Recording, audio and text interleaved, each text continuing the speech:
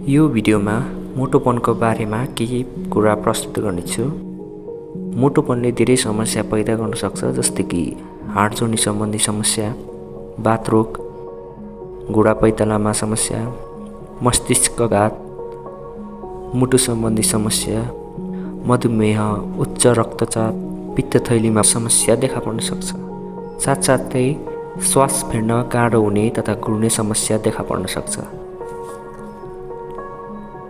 मोटोपन हुनुमा धेरै कारणहरू हुन्छन्, जस्तै आफ्नो शरीरलाई चाहिने भन्दा ज्यादा खाना खाँदा, एक्सर्साइज नगर्दा तथा दैनिक क्रियाकलाप पनि खासै नहुँदा, खाएको अनुसार परिश्रम नहुँदा, वंशमा नै कोही मोटो हुँदा, गुलियो र चिल्लो खानेकुराहरू ज्यादा खाँदा, जङ्क फुड ज्यादा खाँदा, थाइरोइडिज्म, PCOS, कुसेन सिन्ड्रोम जस्ता रोगहरू हुँदा, बर्थ कन्ट्रोल गर्ने मेडिकेसन चल्दा। मोटोपन छ भने दुब्लाउनु एकदम आवश्यक हुन्छ। दुब्लाउनलाई खानपान र व्यायाम दुवैलाई नै एकदम ध्यान दिनुपर्छ।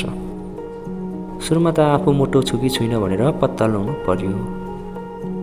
एसियनहरूको लागि 23 केजी मिटर पर स्क्वायरदेखि 24.9 KG per metre square BMI लाई बढी तौल र सोभन्दा माथिलाई मोटोपन मानिन्छ। यदि BMI सामान्य आए पनि पेटको गोलाइ धेरै छ भने चाहिँ पेट घटाउन आवश्यक हुन्छ। जिमरहरूको लागि चाहिँ BMI खासै लागु हुँदैन।